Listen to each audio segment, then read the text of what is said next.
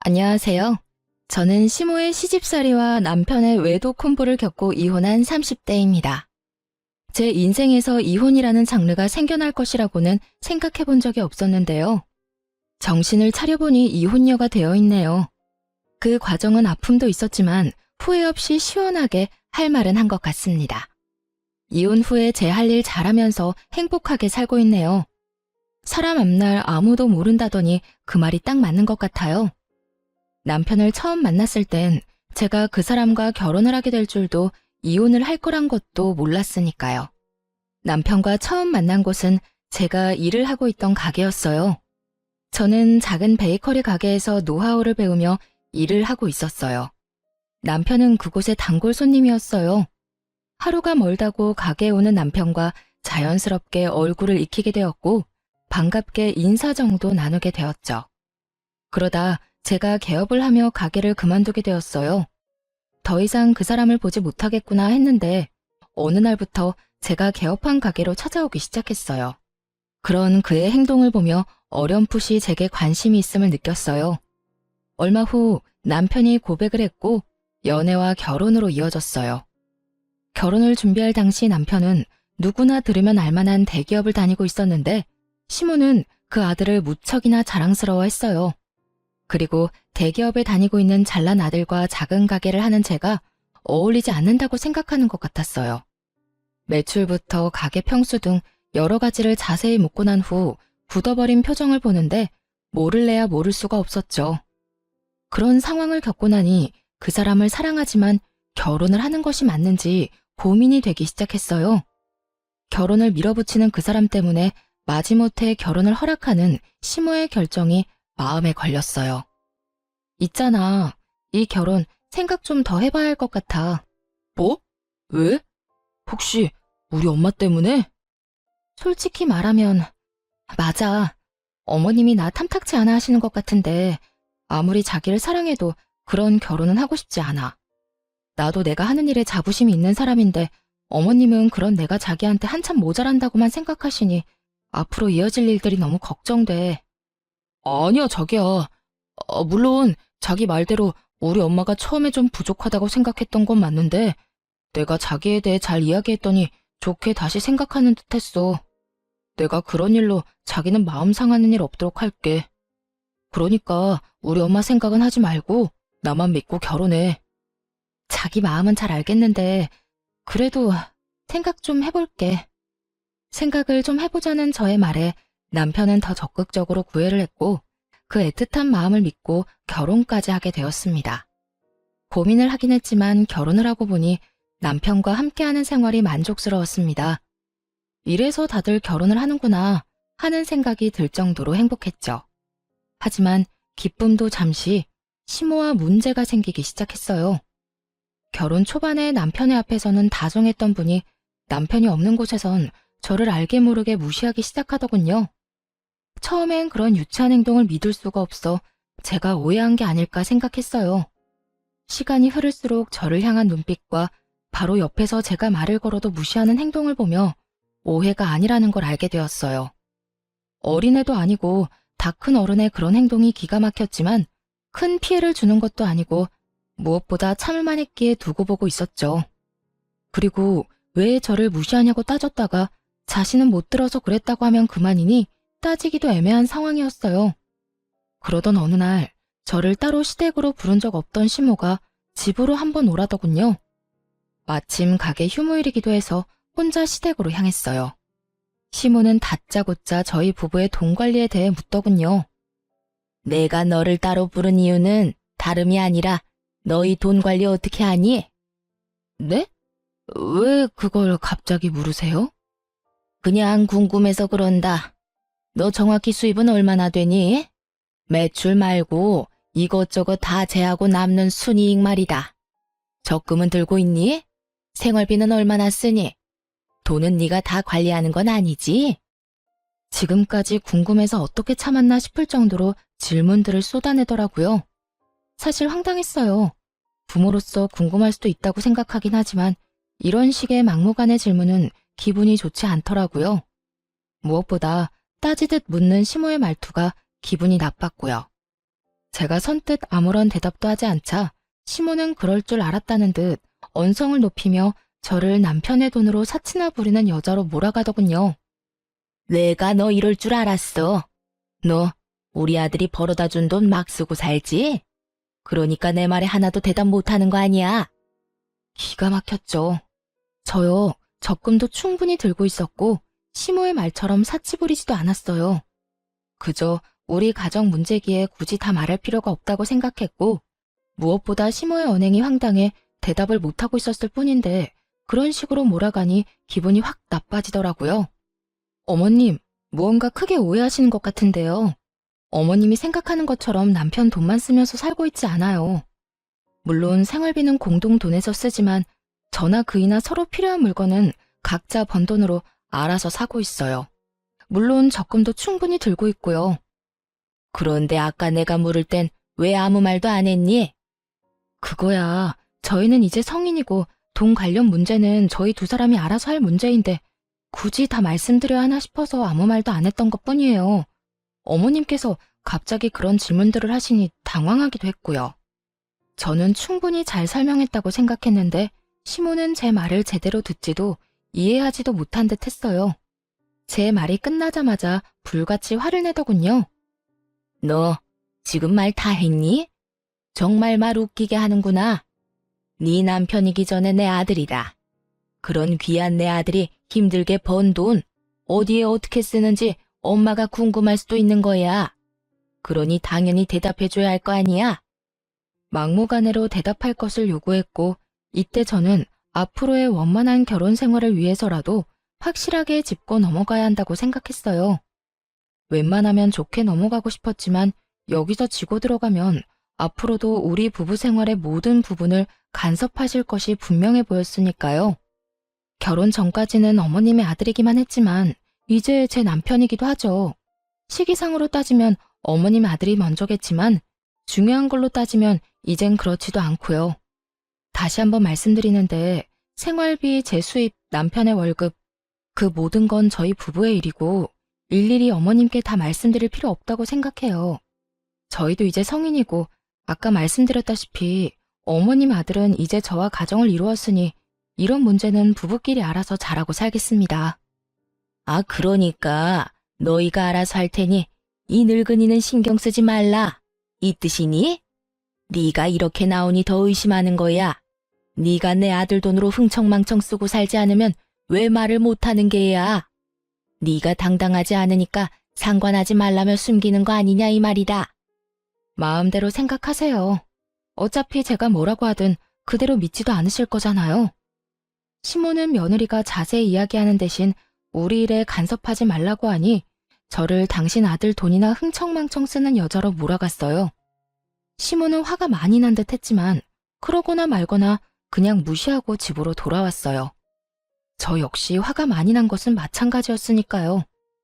결혼할 당시 양가에서 받은 도움도 없었고 그렇다고 남편보다 부족하게 결혼 준비를 한 것도 아니었어요. 그런데 시모는 저희 결혼에 자신이 아주 큰 도움을 주었으며 저는 맨몸으로 시집와 남편 돈이나 탐하는 사람으로 대하고 있었죠. 저희 부부의 돈 관리에 대해 알고자 하는 그 마음이 이해가 되지 않았어요. 그날 밤 저 혼자 해결할 수 있는 문제가 아니라고 생각하고 남편에게 그날의 일을 모두 알렸어요. 여보, 어머님이 오늘 나를 집으로 따로 부르시더니 내 수입부터 시작해서 우리 돈 관리는 어떻게 하고 있는지 물으셨어. 내가 너무 당황해서 아무 대답도 못하고 있으니까 나보고 뭐라고 하신 줄 알아? 당신이 벌어다 준 돈 흥청망청 쓰고 있는 거 아니냐고 오해하고 버럭 화를 내시더라니까. 그래? 별일도 아닌데 그냥 대답 좀 해주지 그랬어. 괜히 엄마 기분만 상하게 만든 거 아니야? 당신 말대로 별거 아닌 문제일 수도 있지만 별거인 문제가 될 수도 있어. 엄연히 우리 가정일인데 어머님 기분 상할까봐 일일이 다 보고하면서 간섭받으면서 살 거야? 지금 이 상황 당신이 생각하는 것만큼 간단한 문제가 아니라고. 나는 모르겠으니까 당신이 알아서 해. 당신이랑 엄마 사이에서 귀찮아지는 거 딱 질색이야. 그러니까 당신이 알아서 하고 나한테는 아무 말 하지 마. 남편은 알아서 하라며 이 일에서 슬그머니 발을 빼버리더군요. 해결은 못해줄 망정 피하려고만 하는 남편을 보며 자신이 당해보지 않아 저런 식으로 행동할 수도 있겠다 싶었어요. 그래서 친정엄마께는 죄송하지만 모든 사실을 알려드리며 도움을 청했어요. 며칠 뒤 엄마는 저녁 식사를 하자며 저희를 부르셨죠. 그리곤 준비하신 말을 꺼내놓으셨어요. 저기, 우리 사위는 연봉이 얼마나 되나? 뭐 대기업 연봉이 높으니 우리 딸 굶기지는 않을 만큼 버는 건 알긴 하지만 요즘 워낙 경기가 좋지 않아 내가 걱정이야. 희망퇴직 이런 거 하라고는 안 해? 그리고 혹시 돈 관리는 누가 하는지도 물어봐도 될까? 아니, 혹시 우리 딸이 생활비 눈치 보고 사는 건 아닌가 걱정이 돼서 말이야. 엄마는 시모가 내게 그랬던 것처럼 돈에 관한 질문을 했어요. 남편은 그런 엄마의 끝없는 물음에 크게 당황하는가 싶더니 주섬주섬 대답을 하더군요. 그렇게 불편한 저녁 식사 시간이 끝나고 남편은 그런 간섭이 상대방에게 얼마나 무례하고 곤란한 일인지 뒤늦게 깨달은 듯 했어요. 집으로 돌아오자마자 시모에게 전화를 걸었으니까요. 엄마, 앞으로 집사람한테 생활비 수입같이 돈 관련 이야기는 묻지 마. 갑자기 그 이야기는 왜 꺼내? 무슨 일이 있었니? 왜 이러긴.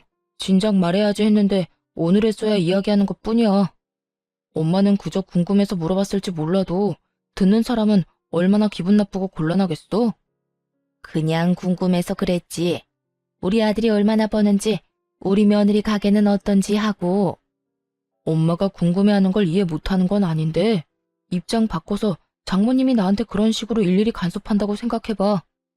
그러니까 앞으로는 그런 건 묻지도 궁금해하지도 말아요. 우리가 알아서 다 잘하고 있으니까.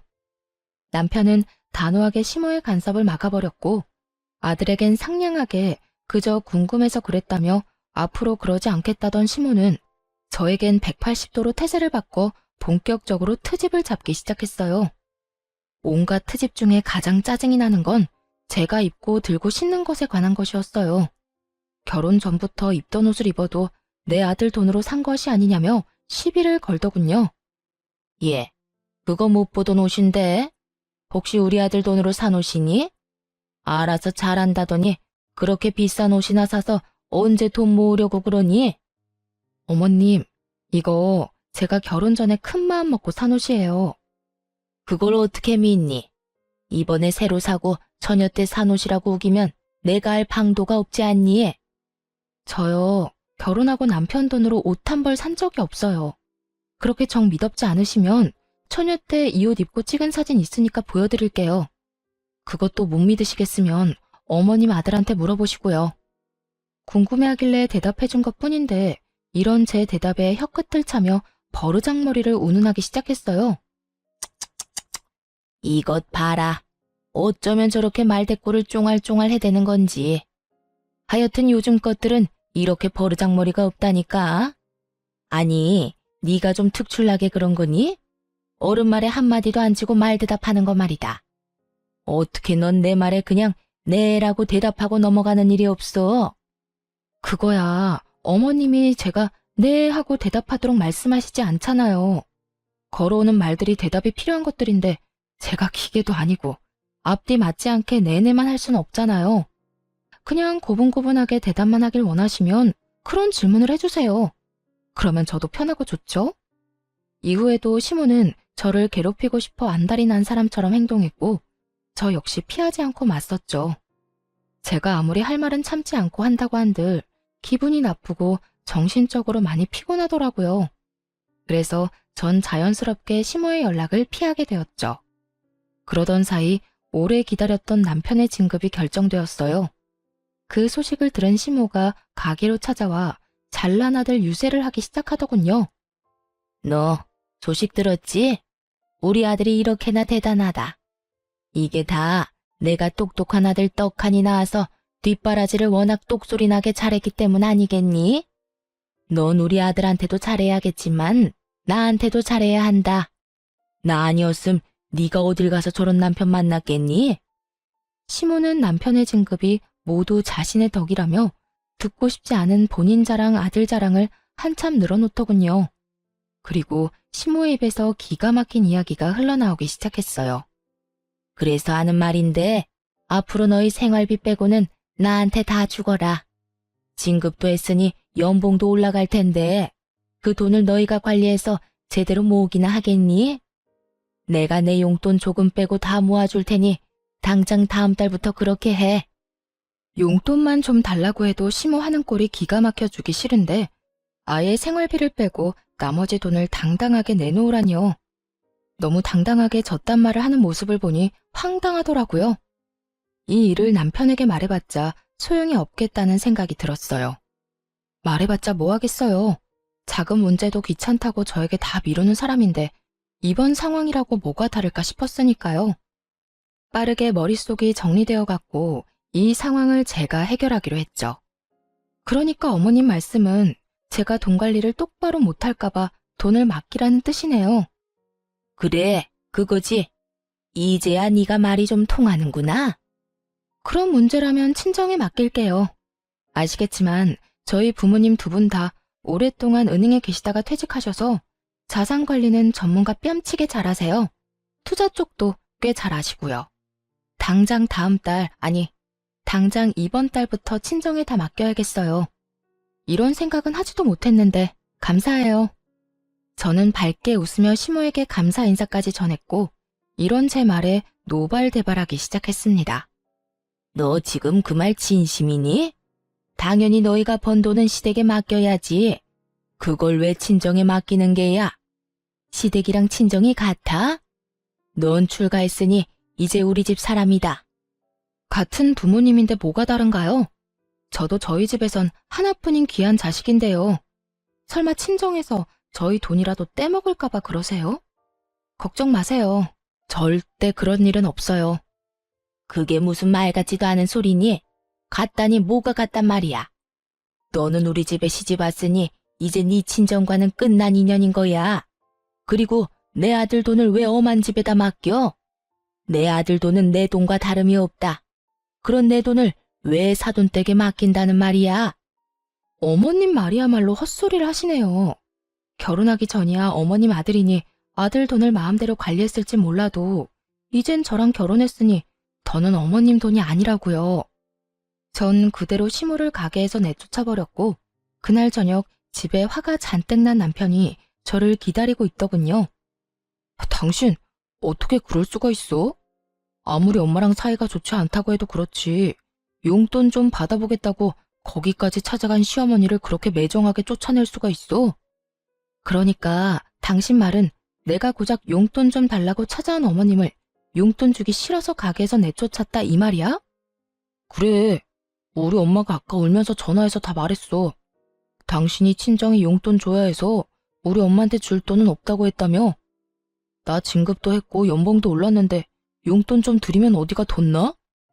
말을 들어보니 낮에 그 일이 있고 난 후 남편에게 전화를 걸어 울고불고 하며 없는 말을 지어내 저와 남편의 사이를 이간질했더군요.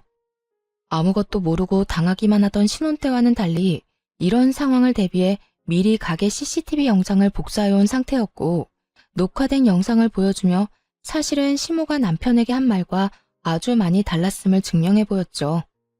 이제 알겠어? 어머님이 당신한테 거짓말한 거야. 용돈 조금 달라고 가게까지 찾아올 뿐이야?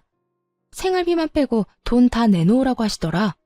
남편은 영상을 보고 시모에게 전해 들은 말과 다르니 처음엔 당황하는 듯 하더라고요. 하지만 그것도 잠시 천연덕스럽게 시모의 편을 들기 시작했어요. 들어보니 우리 엄마 말이 틀린 말도 아니네. 뭘 그렇게까지 싸웠어? 그냥 엄마가 하자는 대로 하면 안 돼? 우리 엄마가 우리 편하게 돈도 관리해주고 알아서 투자도 해준다잖아. 우리한테 나쁜 일도 아닌데 왜 이 난리인지 모르겠다 정말. 정말 모르겠는 사람이 누군데 아무렇지 않게 말하는지 이해가 되지 않았어요. 시모가 투자 전문가도 아니고 시모에게 돈을 맡기는 것을 왜 이리도 당연하게 생각하는 것인지 여러분께서는 이해가 되시나요? 제 머리로는 도무지 이해가 되지 않았지만 남편과 시모의 말도 안 되는 논리에 따라주기로 했죠. 아, 그래? 그러면 당신 월급은 어머님한테 맡겨. 내가 번 돈은 우리 엄마한테 맡길 테니까. 그러면 공평하지? 뭐라고? 당신이 번 돈을? 그래. 당신은 당신 엄마한테 월급 맡겨. 난 내 수익 우리 엄마한테 맡길 테니까. 왜 진작 이 생각을 못했나 모르겠네. 큰 소리 날 것도 없이 각자 번 돈은 각자 부모님께 맡기면 깔끔한 일이잖아. 앞으로 이렇게 하자. 그러면 됐지? 제 말이 끝나자 남편은 그건 절대 안 된다며 난색을 보이더라고요. 당시 제가 운영하는 가게의 레터링 케이크와 수제 쿠키가 인기를 얻어 주문이 밀린 만큼 바빠졌고 자연스럽게 매출이 많이 올라 저의 수익이 남편의 월급을 넘기는 달이 많아지고 있었기 때문이었죠. 자신이 버는 돈을 시댁에 맡기는 것은 괜찮지만 나날이 늘어가는 제 수익을 친정에 맡기는 것은 싫었던 것이었어요. 당황한 남편은 속사포 랩을 하며 생각해보니 제 말이 다 맞는다며 변명을 하기 시작했어요. 그건 안 돼. 그게 얼만데 그걸 남을 맡겨? 남? 지금 우리 부모님을 남이라고 한 거야? 아니, 그게 아니라 생각해보니 당신 말이 다 맞는 것 같다고. 우리가 어린애도 아니고 우리 돈은 우리가 관리해야지. 지금처럼 돈 관리는 우리가 하자. 원래처럼 말이야. 우리 엄마한텐 내가 이야기할 테니까 당신도 방금 말은 없던 걸로 하기다. 알겠지? 남편의 말을 듣고 있는데 어이가 없어 말문이 막혔어요.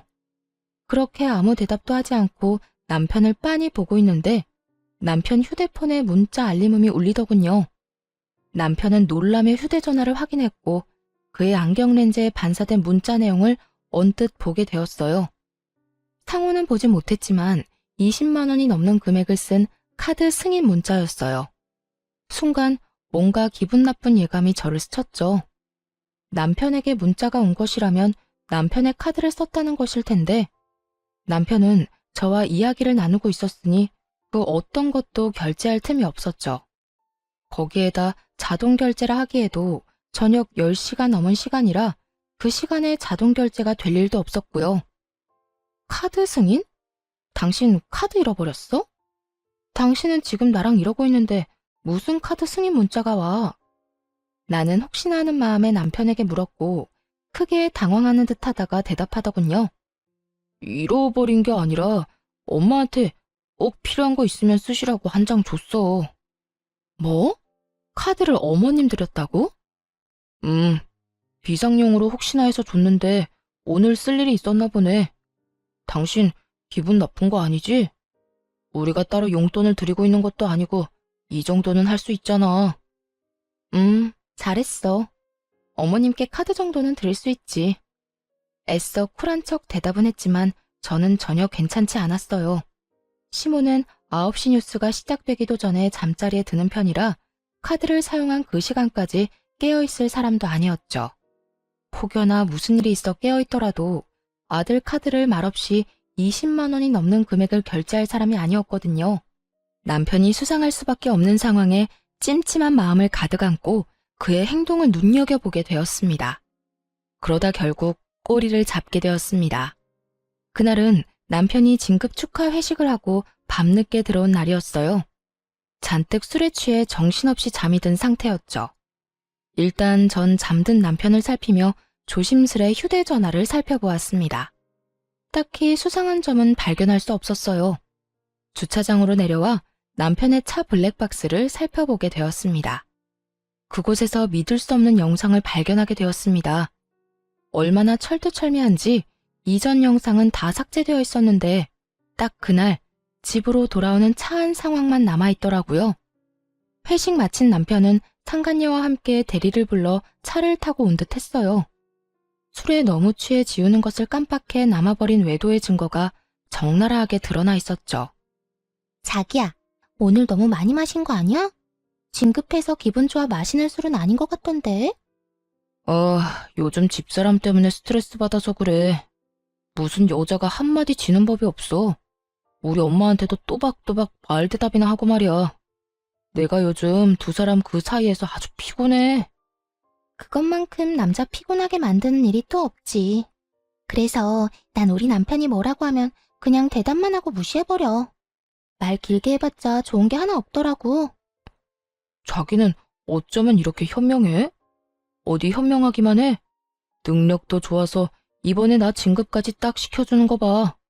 나 사실 이번엔 기대도 안 하고 있었는데 자기 덕에 진급도 했잖아. 자기야, 정말 고마워. 내가 앞으로 더 잘할게. 남편은 술에 취해 건들대면서도 상간녀를 바라보는 눈빛만은 꿀이 뚝뚝 흘러내릴 것 같더군요. 상간녀 역시 그런 남편을 웃으며 바라보았고요. 어이구, 그러다 이혼하고 나하고 살겠다고 그러겠다. 혹시나 해서 또 이야기하지만 난 이혼할 생각 전혀 없어. 그러니까 자기도 이혼 생각은 하지도 마. 걱정하지도 마세요.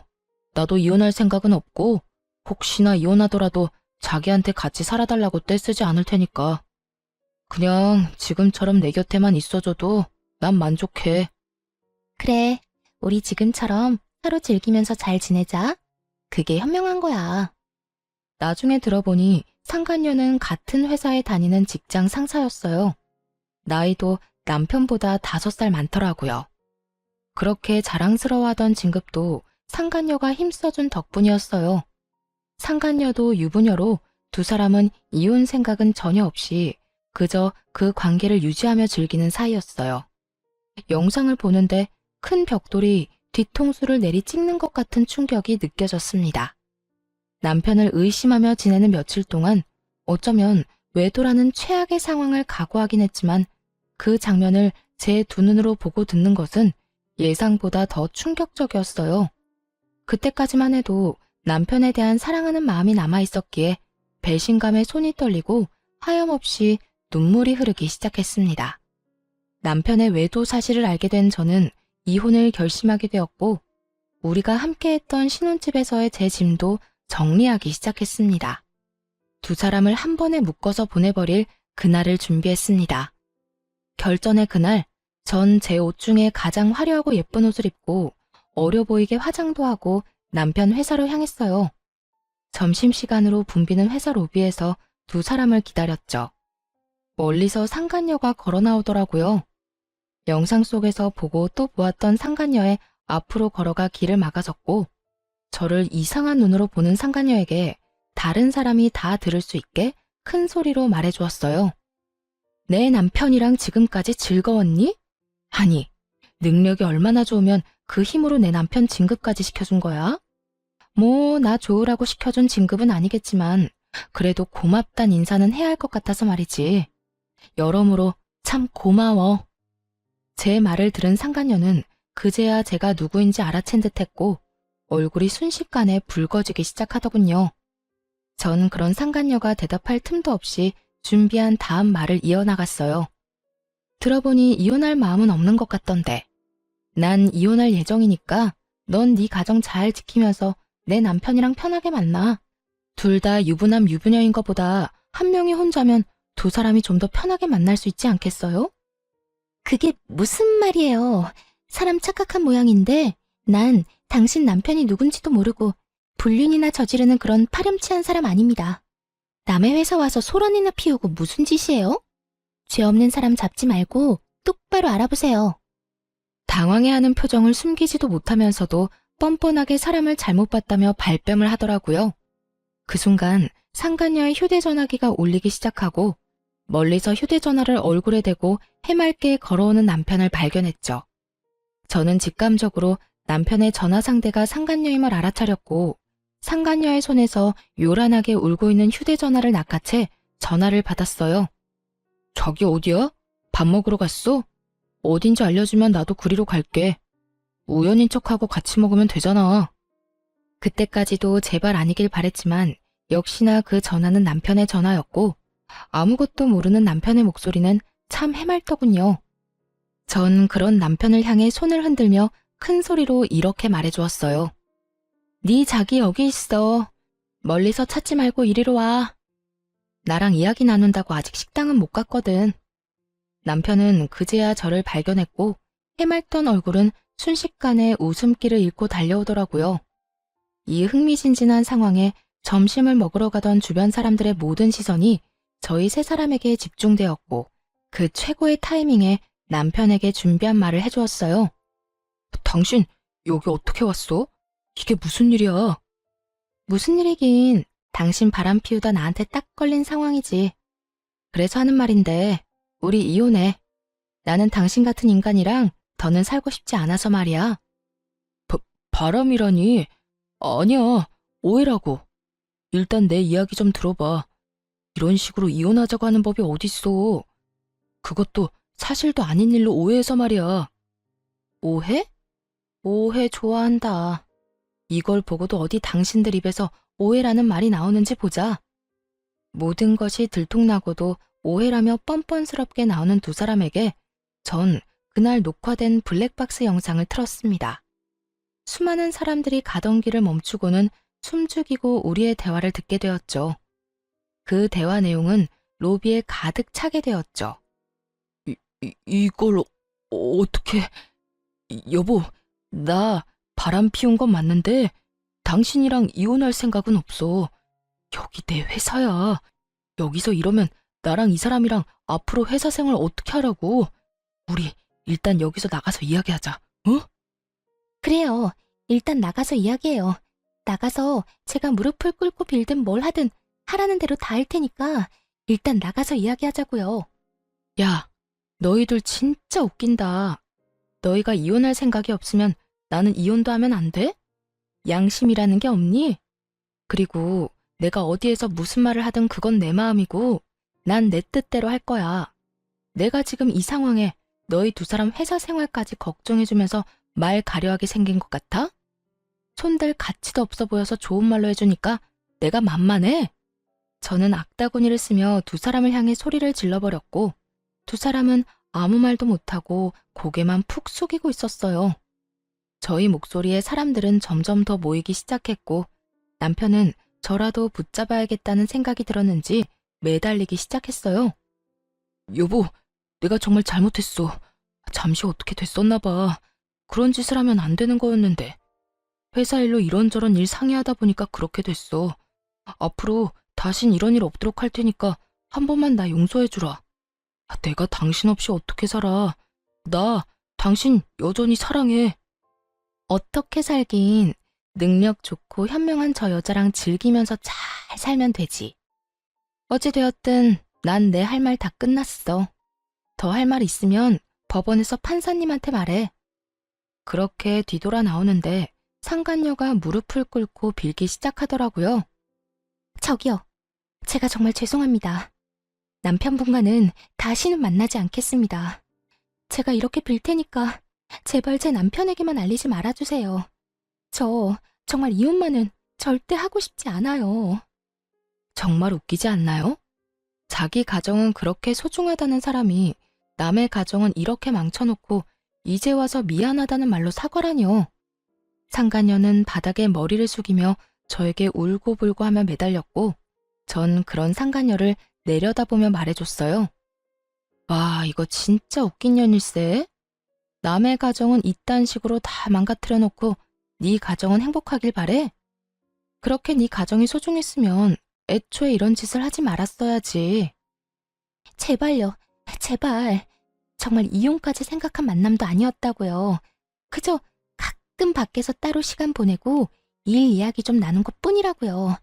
그러니까 제발 제 남편에게만은 말하지 말아주세요. 말했지? 네가 이혼을 한다 만다 결정할 문제가 아니라고. 이거나 너도 할 말 있거든. 변호사 데리고 와서 법원에서 이야기해. 그 더러운 손 내 몸에 대지 말고. 전 끝까지 제 바지가랑이를 붙잡고 늘어지는 상간녀를 뿌리친 채 그대로 친정에 왔습니다. 놀란 친정 부모님께는 그간의 일들을 조목조목 말씀드렸어요. 친정 부모님께 극진한 케어를 받으면서 이혼을 진행하게 되었어요. 전 당연히 유리한 재산 분할과 함께 두 사람에게 위자료를 받고 깔끔하게 이혼할 수 있었죠. 전 남편과 상간녀는 불륜 관계를 비롯해 진급에도 상간녀의 과한 개입이 있었음이 밝혀지며 둘 다 사이좋게 회사에서 쫓겨나고 말았죠. 제가 집으로 보내버린 소장을 상간녀의 남편이 발견하게 되며 상간녀 역시 외도 사실이 드러나 이혼을 당했다고 하더군요. 그리하여 전 남편 역시 상간녀 남편에게 위자료를 주게 되었고 그렇게 두 사람은 이혼을 하며 두 번의 위자료를 주느라 거지가 되었다고 합니다. 그렇게 그 지독한 인연도 끝이라고 생각했는데 전 시모가 가게로 찾아왔더라고요. 급한 일이 있는데 전 남편이 연락이 안 된다고 말이죠. 너는 왜 전화를 안 받니? 여긴 무슨 일이세요? 내 말 안 들리니? 왜 전화 안 받았냐고 내가 물었잖니? 몇 번을 전화했는데 어떻게 단 한 통을 안 받을 수가 있냔 말이야? 내가 굳이 그쪽 전화를 받아야 하는 이유라도 있나요? 이제 그럴 이유가 없다고 생각하는데요. 뭐? 그쪽? 너 진짜 어디 아프니? 아무리 너랑 내가 사이가 좋지 않다고 해도 그게 며느리가 시어미한테 할 말이라고 생각하는 거니? 에휴, 다 됐고. 내 아들 요즘 무슨 일 있니? 왜 연락이 안 돼? 담보대출 이자 갚아야 하는 날은 지났는데 연락은 안 되고. 계속 연체 연락이 오니 내가 여러모로 불안해서 이렇게 왔다. 우리 아들 회사 출근은 했니? 들어보니 전 시모는 제가 전 남편과 이혼했다는 사실을 모르는 듯 하더군요. 그리고 급히 돈 쓸 일이 있다며 돈을 빌려갔다고 해요. 다름 아닌 전 시댁집을 담보로 받은 대출이었죠. 금방 갚겠다던 전 남편은 돈은 고사하고 연락도 되지 않는 상황이고요. 그 순간 갑자기 블랙박스 영상 속에서 보았던 두 인간들의 대화가 생각났죠. 자기야, 나 돈 좀 빌려줄 수 있을까? 돈? 무슨 돈? 무슨 일 있어? 돈 필요한 일이 좀 있어서. 저번에 이야기했지만 알다시피 우리 친정엄마가 아파서 내가 돈 나갈 일이 많았잖아. 우리 남편은 내 돈으로 친정 뒷바라지 하는 건 꿈에도 모르니까 이때까지 모은 돈 얼마나 되냐고 묻더라고. 모은 돈이 하나도 없다는 말이 안 나와서 대충 얼버무리긴 했는데 아무래도 조만간 통장 보자고 할 것 같아서. 그래? 그러면 일단 내가 좀 알아볼게. 나도 당장은 돈이 없고 우리 엄마한테 물어보고 빌려줄게. 정말? 자기 최고다 진짜. 내가 이자까지 쳐서 꼭 갚을게. 금방 갚겠다던 그 돈은 결국 받지 못한 모양이더군요. 그럴 수밖에 없는 상황이기도 했겠죠. 전 남편은 저에게 그리고 상간녀의 남편에게 위자료를 준다고 퇴직금의 빚까지 내서 탈탈 털어줬을 테고 상간녀 역시 상황이 별반 다르진 않았을 테니까요. 전 시모는 생각에 잠긴 제 어깨를 툭툭 치더니 준비한 말을 하기 시작했어요. 예, 무슨 생각을 그렇게 하는 거야? 너 돈 좀 있지? 일단 나 돈 좀 보내다오. 일단 연체된 돈부터 빨리 넣어줘야지.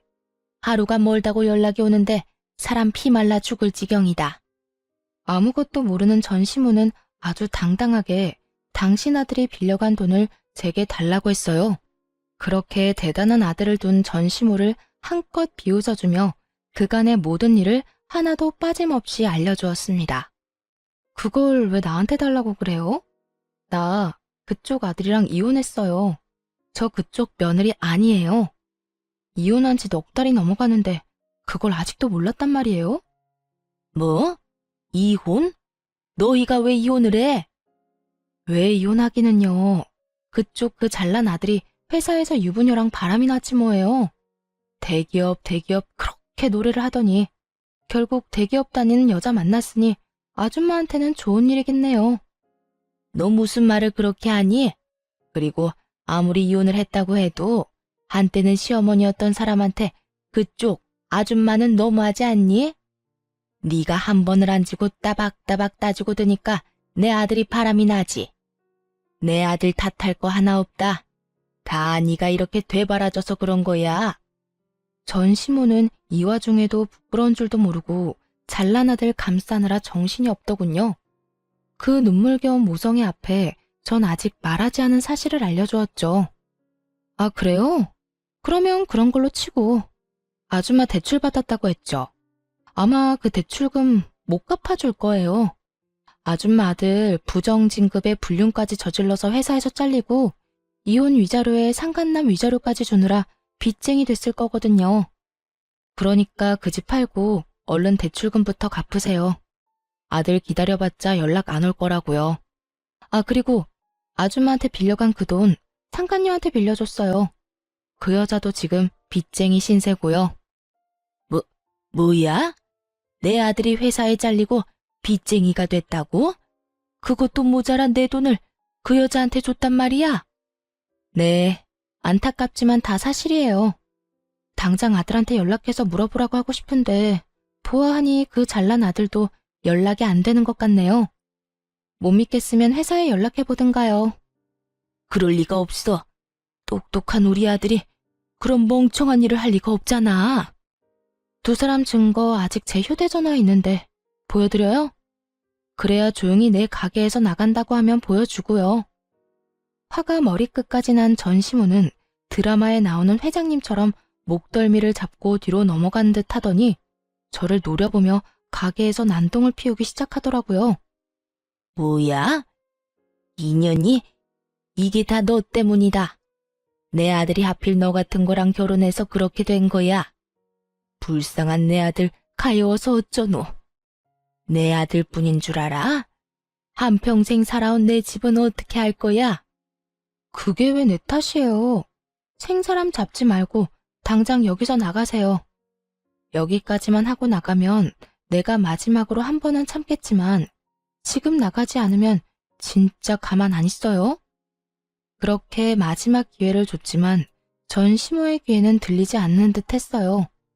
온갖 욕을 하며 제가 정성 들여 만든 쿠키와 케이크를 다 쓸어버리는가 싶더니 테이블과 의자까지 넘어뜨리더군요. 거기에다 예약을 받아 곱게 포장해 놓은 케이크까지 다 바닥으로 떨어뜨려 엉망이 되어버렸고요. 독한 년, 네가 그렇게 지독하게 구니 우리 착한 아들이 기가 눌려서 오만 여자한테 눈길을 준 거 아니냐 이 말이다.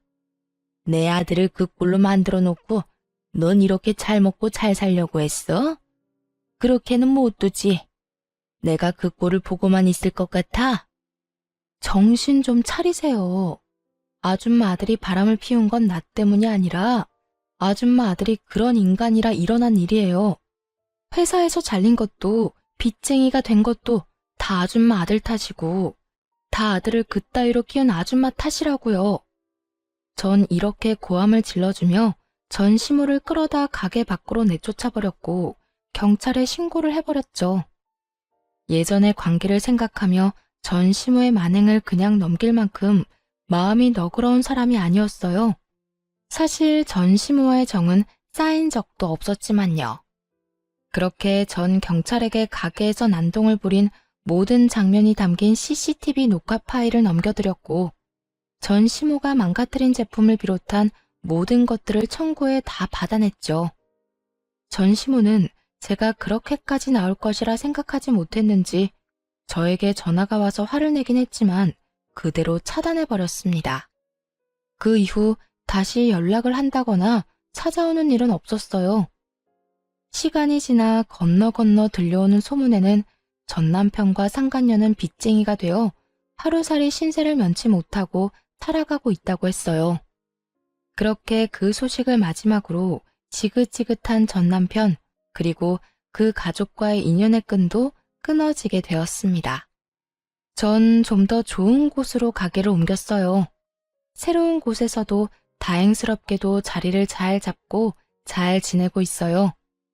일이 많아 돈을 많이 버는 것이 좋긴 하지만 아무래도 그만큼 몸이 힘들기에 하루에 정해진 양만 판매하고 나머지 시간은 레시피 개발이나 휴식을 하며 시간을 보내고 있는 요즘이에요.